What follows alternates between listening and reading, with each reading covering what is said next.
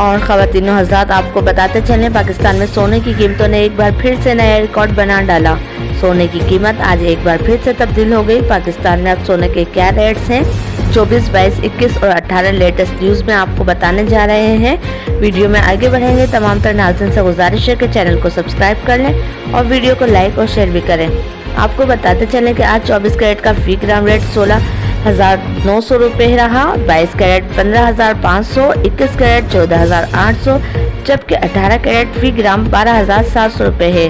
फी तोले के हवाले से बात करते हैं तो फी तोले के रेट जो है वो 18 कैरेट की नई कीमत 1,48,100, 21 कैरेट की 1,72,800, 22 कैरेट 1,81,200 और 24 कैरेट 1,97,300 रुपये फी तोले के हवाले से सोने की नई कीमत है। अगले चंद रोज़ के दौरान सोने की कीमतों में कमी से मुतालिक की प्रेडिक्शन है।